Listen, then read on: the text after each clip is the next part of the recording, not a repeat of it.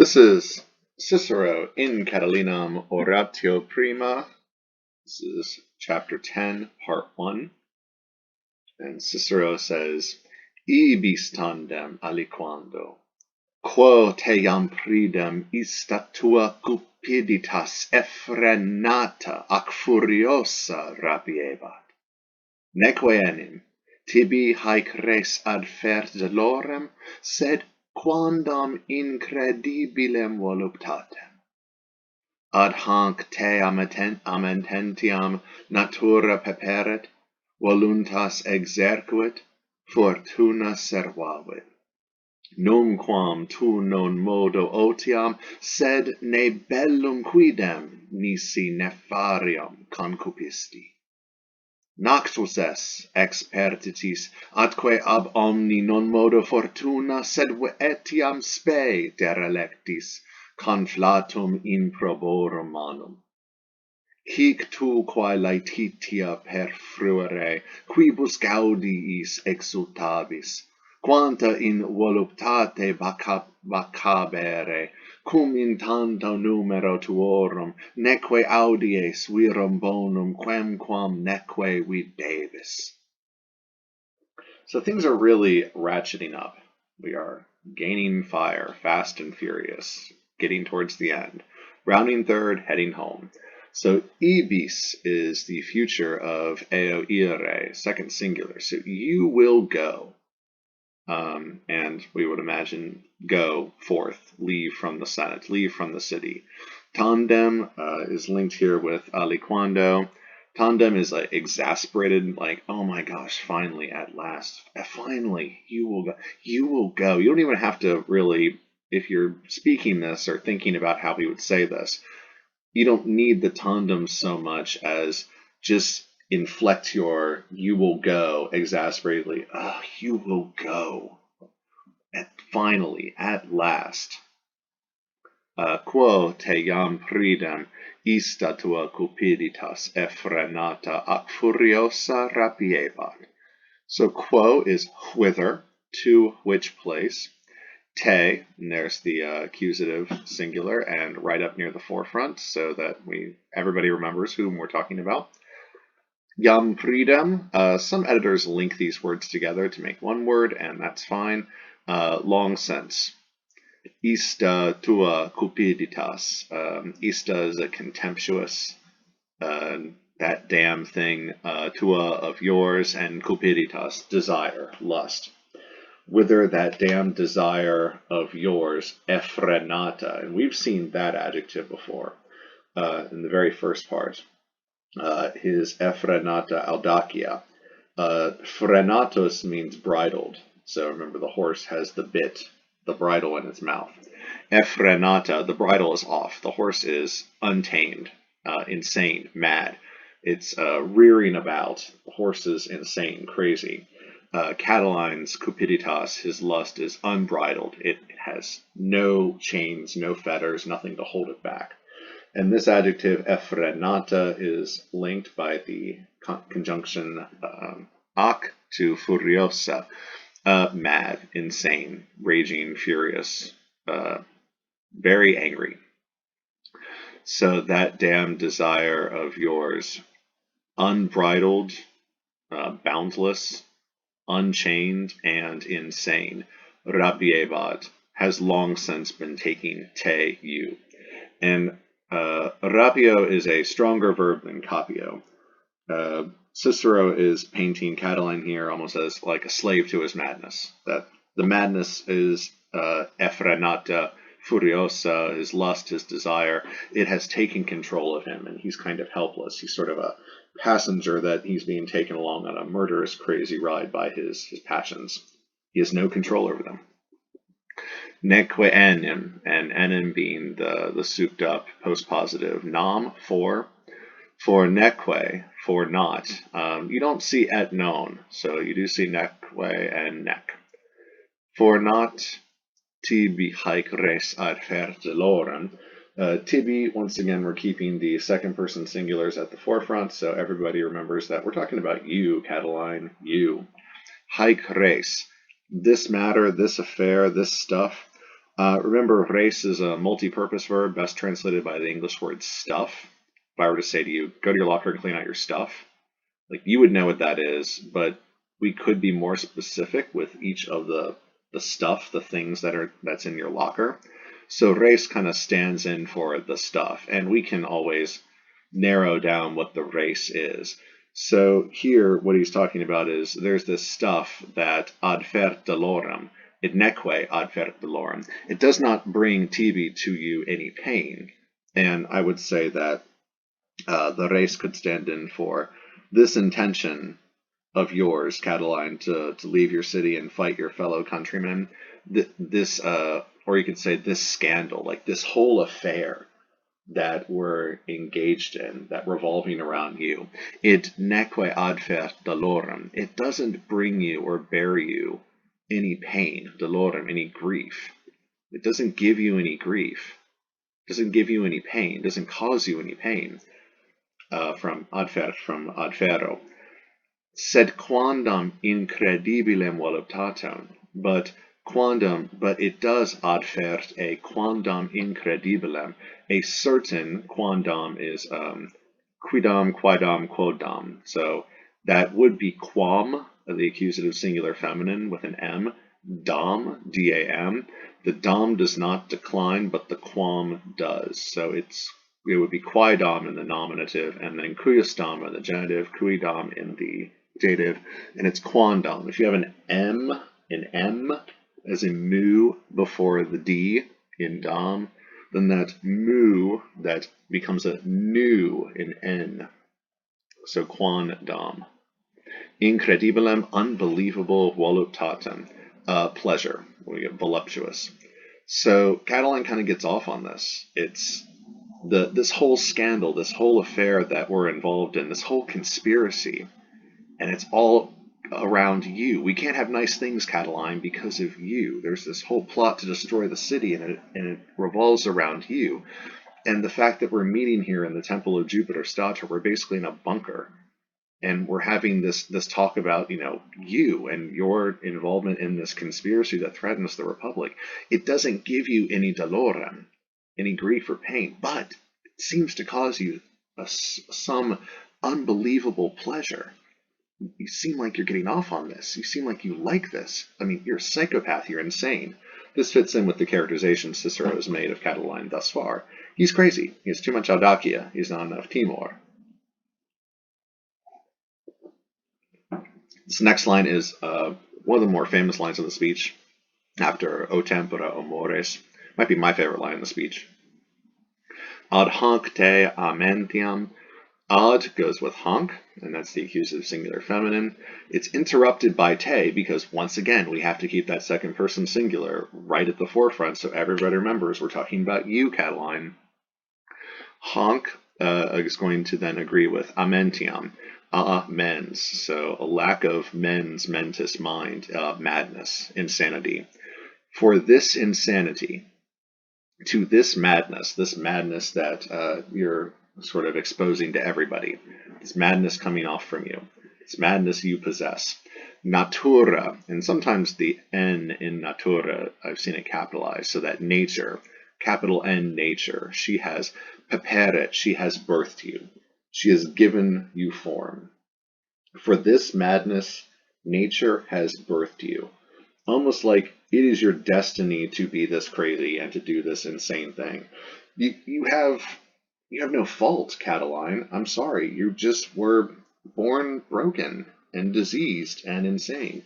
And, like a mad dog, we're just going to have to put you down. I'm so sorry. Cicero has been calling for Catiline's death since chapter 1. Ad mortem te, Catilina, duci iusu consulis iam pridem portebat. You should have been put down a long time ago. This is tricolon crescens, so we have natura peperit. Nature has birthed thee for this madness. Voluntas exercuit. Your desire has trained you. Your lust, your want, your desire, your will, your sheer willpower. There's that part where Cicero says that soon, Catiline, you're going to come up against the forces of the Republic, and you will have that chance to show off to everyone you'll have a chance to show off to everyone that famous uh, uh, fortitude you have against cold, against starvation. Because remember, Catiline makes a great soldier. He's like Coriolanus, great soldier, terrible citizen. Voluntas exercuit, so desire, your willpower has trained you, and fortuna servavit. And once again, the V in voluntas I've seen capitalized, so that will, capital W, will, has trained you, and fortuna, capital F, fortune, luck, has preserved you, has kept you safe. So there are times where Catiline should have been put to death, or something should have happened to him, but fortuna, that old friend of Julius Caesar, luck, has preserved him, has kept him safe for this moment, for this amentiam, this madness, for this thing that he's doing to the Republic. It's almost like this is destined to be. Natura. Nature has done this. Remember, Cicero is a Stoic, and he's a philosopher at heart, regardless of how much of a politician and a statesperson he was. So there's this sense of nature and nurture here. Nature birthed you for this madness, and will has trained you. And your willpower has trained you, and fortune has preserved you. Sheer dumb luck has kept you alive.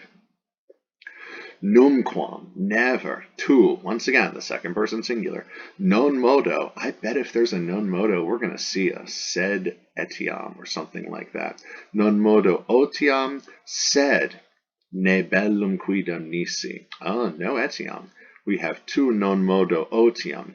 Otium is the root of negotium, and negotium, of course, is the negation of otium. Otium means leisure. Here you can translate as equivalent to pacem, peace.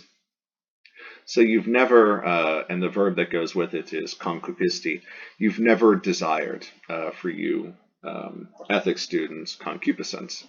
You've never desired, you've never longed for otium, leisure. You've never longed for rest time, or you could even say peace. Because it's contrasted with sed, there's our sed, sorry there's no etiam, ne bellum quidem. The ne is going to link up with the quidem, so not even, and then the operative word is betwixt them, so we have bellum. So not even war, and we're contrasting bellum, war, with otium. Otium being leisure, or in this case, translate as pacem, peace. So Numquam, and that's an emphatic right there. So never, an emphatic, never have you not only So you have not only never desired peace, but not even a war, nisi, unless nefarium, unless the war be nefarium, an ungodly one. You can see the root is nephos. Nefarium is just the adjective form, and you know nephos means ungodly, accursed. It's unspeakable, it's unutterable. Don't even say it, because the gods will hear you say it, and they tend to punish that kind of stuff. So nephos, it's bad. Don't do that. Nefarious. A war, unless it be accursed, unless it be an ungodly one. The Romans, of course, have this idea of religiously sanctioned war, where they invoke the gods and ask the gods to bless them in their attempts at combat and warfare. This is not what Catiline's doing. We've talked in the last part about how Cicero is contrasting bellum, a noble, just war that's sanctioned by the gods, with a latrocinium, with banditry, highway robbery. Just some vigilante who's out in the wilderness and he's robbing people, and basically a pirate king. So this kind of encapsulates everything that Catiline feels about warfare. He's a pirate king. He's not doing anything sanctioned by a government. He doesn't follow the rules of a proper bellum. He's never even liked pacus, otium, peace, leisure. You've not only never desired peace, but not even a war, unless the war be an accursed one, an unjust one, an ungodly one. Noctus es, this is from Nanki score, experditis. So you have obtained, you've gotten a hold of, experditis, and then the direct object is delayed. It's going to be at the end, the conflatum improborum manum, the conflatum manum, and then the genitive improborum. So the direct object of noctus est, which is a deponent verb, looks passive, translated as active, you have obtained. You obtained. You've already gotten a hold of. Second person singular. Its direct object is delayed, so let's keep that in mind. Experitis, from the lost, from the losers, from the atque, once again, the thing that links, the atque that links peritis with the other noun is delayed. It's derelectis. So, experitis atque derelectis. And the peritis, they are lost and derelectis and bereft ab omni non modo fortuna, and then, yeah boy, we link up with a verum etiam. Not a sed etiam, but a verum, even stronger said. Verum etiam spe derelectis. They are from the lost and derelectis bereft, non modo, not only of omni fortuna, all or every fortune, every last bit of luck, verum etiam, but even of spe, of hope. So they've been bereft. They're like a shipwreck. They've been lost. They're out to sea. They've been bereft not only of all fortune, of all luck, but even of all hope. So the experitis atque, and then you jump to the derelectis. And derelectis, bereft of, that screams out for an ablative of separation, which you find with the ab omni. That links up with fortuna. The non modo links up with the verum etiam, and then spe is also an object of the preposition ab, which is dependent upon derelectis. There's a lot that's going on here. And now, as promised, we link up with the direct object of noctus est, conflatum, and then that links up with manum, and you have improborum, the genitive betwixt them. A conflatum, a conflated, so a roused or a shaken up, manum, band, handful of improborum, of wicked people, of evildoers, of ne'er-do-wells. So, yes, you have obtained a flared-up band, handful of ne'er-do-wells, taken from experitis, you can imply a viris, from the lost men, from the lost people in society, and from people bereft not only of every fortune, of every luck, but even of hope. Only the most desperate people in society are backing you, Catiline. It's almost like he's brainwashed them. It's like a cult. You have obtained. You have the backing of a flared up, a highly vocal, violent group of ne'er-do-wells, obtained from the lost citizens of our society and people bereft not only of all luck, but even of hope. Of course, we sneer at this sort of people. Because we're Cicero, we're a novus homo, we're in the high class now. We're part of the big boys club, so we look down on such people. Yep. Hic tu qua laetitia, and qua goes with laetitia. Hic here tu, once again the second person singular right there. Here you qua laetitia, that's ablative per fruere, and it is the object of per fruere, which fruor, deponent verb, once again, this is second person singular. Cicero likes that form. It's for per frueris, second person singular. It's second person singular future, per frueris. My apologies, the accent being on the eris. Here, qua laetitia, what, and it could be a question. I see the exclamation point at the end of it. So it could be a question, it could also be exclamatory, take your pick. Here, what laetitia happiness per fruere you will enjoy. Quibus gaudis exultabis. Quibus gaudis, what joys, and it's in English, we typically make it singular. What joy will you exalt? In what joy will you exalt? Quanta in voluptate vacabere. In such pleasure, in how much pleasure will you bacabare, will you be a bacchant, will you rave like a bacchant? And go ahead and make sure you check out the notes and glosses on bacabere. That is a deponent verb, and it stands for bacaberes, the second person singular future, and its deponent, and excuse me. So that's that alternate future form for the second person singular.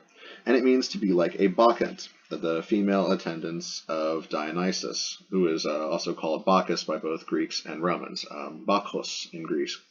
The Maenads, the followers of Bacchus, were marked by their madness, irrationality that pervaded their orgiastic worship of the god. So we're saying that you will be like a bacchant. You, Catiline, will be like a Maenad. You will be like, 1, a female, 2, a follower of Dionysus who's typically insane. Bacchants tended to get very drunk, and they ripped living things apart with their bare hands. This was known in Greek as an orge, which we translate in English as an orgy. It just in Greek means anger. And it's this sort of orgiastic anger that their alcohol-induced madness would put them in this frenzy, and they would rip living things apart. Check out the drawings I've got in the notes and glosses, where you can see young King Pentheus being torn apart limb from limb by his mother and the other bacchants in their orgiastic ritual. Orpheus was killed and decapitated by the bare hands of angry bacchants. Dido is described as a bacchant in her madness in Book 4 of the Aeneid. In fact, Virgil uses the same verb, baccator, how she raves throughout the city. She's incensa and enops. She's out of her mind. She's raving all aflame throughout the whole city. So we are linking Catiline not just with insanity, but also with femininity, with womanhood, which, Catiline probably did not enjoy. And how much pleasure you will rave as a bacchant. So there's this idea also of the orgiastic rituals involved. Cum, when, since, although, I'm going to guess it's when, especially since I'm going to cheat and scan ahead and I can see future indicatives. So it's going to be purely a temporal cum, when in such a great number tuorum of your fellows, of your people, of your peeps, homies, G's, of your men. Neque, and it's going to be picked up by the next neque before videbis. Neither you will see a virum bonum quamquam, any good man, nor videbis, nor see. So you will neither hear nor see any decent man, any good man. So this is idea that Cicero is now putting in of what do Catiline and his forces look like? What is this threat that's up against the Republic? And he's already said that here in this Senate, he can look around and see people that were at Catiline's secret meeting at Lyca's house. He's already said out loud that there are people who are already inside the house that are working against the Republic, working against the state. They're already within the house. The phone call is coming within the house. So who are these people that are working with Catiline? So in the second Catilinarian oration, delivered the following morning on November 9th, 63 BC, Cicero paints a vivid portrait of the threat that the Republic is up against. And at one point, he goes on to say that there is a fifth kind. He goes through the different kinds of rebel scum in Catiline's army. He says there's a fifth kind of rebel scum in Catiline's army, a fifth kind composed of parricides, of assassins, and finally criminals of all stripes. I do not call these back from Catiline, for they are not able to be separated from him, and they may fittingly perish in their brigandage, since that there are so many, the prisons cannot hold them. And besides, there is a last kind of rebel scum, not only in number, but likewise in the very style and life close to Catiline, of his own choosing. Nay, even more so, these are in his very embrace and very bosom. These are men with oily, combed hair. You've seen them beardless or well bearded, their tunics long-sleeved and reaching to the ankles. They are more girded with veils instead of togae. Every industry of life and toil of wakefulness is spent in lavish dinners that last until dawn. In these gangs are all the dice-throwers, the adulterers, the unclean and shameless. These boys, yes, boys, are so witty and so delicate that they only know how to love and be loved. Oh, but they might know how to dance and sing and brandish daggers and administer poisons. Oh yes, so many things they've picked up. Unless they leave, unless they die, even if Catiline will have been killed, know that here in this republic there shall be a training school of Catilini. But yet, what do these wretched bastards want for themselves? What of their wives? Do they intend to take them with them into their military camps? Besides, how will they be without them, especially during those harsh, cold winter nights? Moreover, by what design shall they bear the Apennine mountains, the frosts, the snowfalls? But, yes, I have it. They think they can more easily tolerate the northern winters because they've learned to prance about naked during their orgiastic feastings. Ah, what a war this should be greatly feared, since Catiline intends to have a praetorian cohort made up of prostitutes. It goes on from there, but that's the idea. After painting Catiline as this absolutely terrible threat that's going to destroy the Republic, and we should all be the edge of our seats terrified of him, now it turns out he's actually not that competent at all. He's been unable to kill us for years. He's tried so many times, but that assassin's blade, it just keeps falling out of his hand. It's so sad. He's been unable to kill us. And now we found him out, and it's just going to fail because these people are so inept. They can't even get a revolution together. But yet we've been told also that he's the greatest threat to the Republic that we've seen in a long time. So you can make up your own mind.